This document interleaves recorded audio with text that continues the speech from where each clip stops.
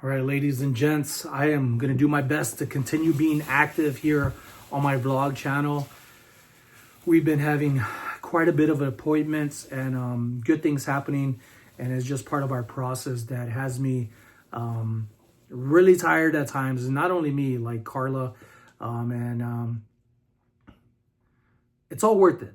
You know, sometimes you want to do things so much in your life and you feel like you need to prove it to people that, you know, you're not flaking on what you said and you want to do this and that. And everybody wants to do what they say. It's just, life has a funny way of saying, you know what, you could do it, but you could also do this. And you got to find your priorities in life. And even if it doesn't feel like it's a big like payoff right away, the big prize is usually the one that will test your patience and question yourself to do other things that you get a satisfying feeling faster. It's like going thrifting and you got to find the buzz to find something amazing, right? And I used to have that habit when I started reselling. I felt like I also when I started reselling, I also started creating content. And I felt like I needed to have something to show, and I would overwhelm myself and I would push through it. And now that I've gotten a lot better at reselling and understanding a lot of things, where to look at, what to look for, and decide if I want things or not. And there's a lot of stuff I leave at thrift stores that people question me about on my thrifting channel that will say, like, why didn't you get it? You knew it was worth this much. You were going to pay this much. Like, they would have got it. The thing is, it's my money. And if I'm not super excited about something, even if I just get a couple of bucks in profit or a lot, like I really do put stuff away. But there's something huge that I just sold that I've had listed for about 4 to 5 days. I created a thrifting video about it. I got lucky, really lucky. And I did. This is one of my second biggest finds and sales. And I got other items just right under this tier of value. I found this vintage West Germany bird cage that plays music, and they also move like animatronics. So I barely got it wound up, so it goes a little slow. If I wind it up just about near completely, I don't always wind up music boxes to max it out and it locks out, because you could really do a lot of damage with the things on the inside, the machinery, whatever it is. But if I wind it up faster, it'll end up switching to this little guy, and they'll take turns, so they don't go at the same time. I make sure to mention that in the description. I added the weight of what this is. I also added the height of it and that it's footed, and the best of my ability of what it was. Shared like probably a dozen photos of it. Here it goes. Here goes the other one. So when you wind it up faster, it plays music, or it chirps faster. And this sucker just sold this amazing, oh my goodness, this amazing, beautiful masterpiece right here. Look at this. Look at that design on here. I have found there was another site where somebody had theirs listed in an auction that had sold. It wouldn't let me look at what they sold it for. Unless I signed up for it and got more information. I didn't want to do that. But what they're saying is that this is gold plated, and these red gems here are actual rubies. So I didn't say it was gold plated. I said golden color, and that it had red like glass stones, ruby like. I didn't want to false advertise, and I just wanted to give more of like a picture of it, and I'm glad I did. I also mentioned little things like this.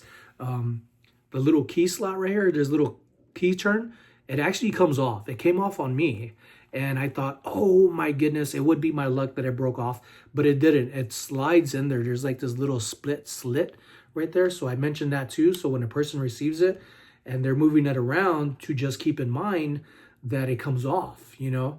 And then also the different levels, that is continuous, or it goes continuous, intermission, and then stop. So I am going to stop that right now. That's a good idea. So that way the male people don't hear something chirping and they're like, hey, there's like a live animal in here, and then it ruins stuff, and it's not live. But it's pretty awesome. It's beautiful. It's fantastic. Fantasticals. And it just sold for It just sold for $1,125. I had it listed at $1,250. The one that I seen on Etsy sold for $950. And you might be saying, oh, that's awesome. And then you realize or just caught that my price was way higher. And because what I found online is that this was a very unique one that isn't listed anywhere else. You see information about it if you dig. And I was looking for like a good hour on my phone, and then I got on my computer, and I really dug into this to help me justify if I'm going to raise the price on something, why? You know, is there another one out there? What is theirs priced at? And I always tell people, you could have the same items listed, but if you're not having good, decent photos, a good title for what people are looking for, to help them find it faster, and then you have item specifics, you have the details inside the description, and you're honest, that all plays a big part. It's not just finding an item and then caring less about everything else of what you're listing on for the platforms. You could ruin it for yourself. So I take my time in doing things, and I think about the bigger picture of like, how are they going to receive it? What would I look for in this item if I'm looking for this specific item? And it has to be somebody that's been looking for this item and are wanting all the information along with it too. They want answers without having to ask. And that's a big thing about listing your items. You want to put the information that's in there. And even if there's something in your gut telling you, or your conscience telling you like, I have a story to this item, if you do, because I have items that I have stories about that I've owned for years, and I add that in there, like items from Hawaii. I say, I've had this since Hawaii when I was in the military, and this is what I've had, and it's gone along traveling with me. It's in amazing condition, whatever it is. And then it's like, cool. And people message me on eBay and say, hey, I saw it and I really like it, and that's what it reminded me of Hawaii, and you were there. That's cool. Like, there's these tangles, cross sections in life that isn't just you physically, it's items. If they could only speak, you know, and tell us what they've gone through and what they've seen, like, I'm pretty sure we'll all have some really big smiles on our face and some tears too, because they're just some beautiful stories that put a tear to your eye. And this $1,000 right here, it's going to be really nice in the bank account. Could definitely use it. I have been so blessed this year with things, and I just thank the Lord for a lot of it.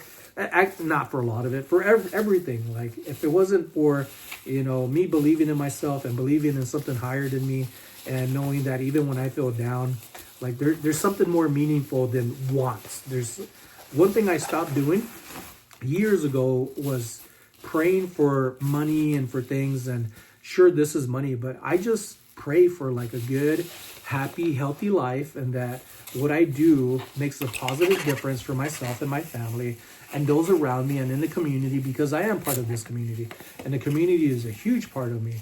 And I just say thank you for these blessings, for making all of this be something that I've dreamed about, that I used to not even a long time ago, just a few years ago, I just felt like this wasn't for me.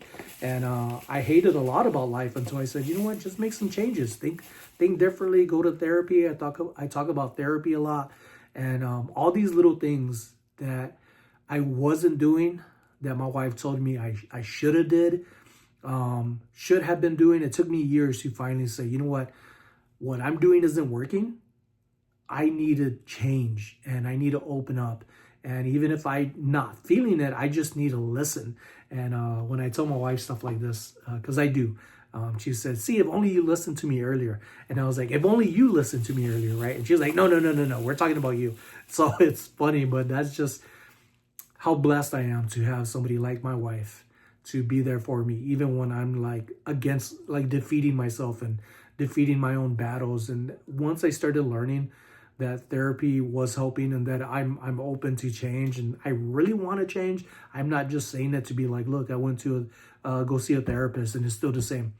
I need to want to change for myself. You need to want to change for yourself. No matter how young you are, no matter how old you are, like, it's still, life is another opportunity every day to just put a smile on your face and or feel better at the same time. Because that's, I think, my big thing is like, I just want to be in peace. I talk about self-peace all the time, But it's not just for me. I know if I am good, other people around me are good. And if I'm taking care of myself, I could step away and help other people and do a lot of good, big or small. And it carries on. It's a ripple effect. You are a ripple effect. If you're negative, everybody around you is going to be like, oh, there's SonnyLasVegas. He's having an attitude again, and I'm tired of this. I don't want to be a part of that. But when you're good and you're, just as simple as that is, as long as you are good and trying to be good, people see it. And some people get frustrated that you aren't moving as fast as they are, but they also need to understand, even if you lived as neighbors, you don't see the same thing that you each other have seen or experienced. And that's where patience comes along, to be like, look, I'm here for you, but you got to take people's advice and not burn that bridge either of just, I need advice, but damn well you're not going to listen to it. That's one thing that used to drive me nuts. That's also one thing I hate about Facebook, but it's actually getting better on my end, because I got rid of a lot of people on Facebook to not see that anymore, whether they're cousins or not. If they wanted to talk to me, they'll message me. But for the most part, I cut people out. Negative, bye. Positive, welcome. Bring it in. Let that waterfall of joy and goodness come into my life, because that's what I'm pouring out myself as much as possible, because we are human and we do have bad days. But I am having way less of them, more and more. I am going to finish up this order right here, folks. I think I'm going to share this alone, my little talk that I had with you. I like to have these every now and then when they come as they are. So, ladies and gents, you'll be seeing me again soon, very soon. I just need to get the video together. Carlo will be off tomorrow, so we'll be going to the gym tomorrow. I'm going to have to call a friend, because he was asking if I want to go thrifting. I said yes, but then I didn't realize Carlo's going to be off tomorrow, so we're going to have to postpone that till next week. Yeah. I hope you all are doing more than well. I hope you're having an amazing holiday month.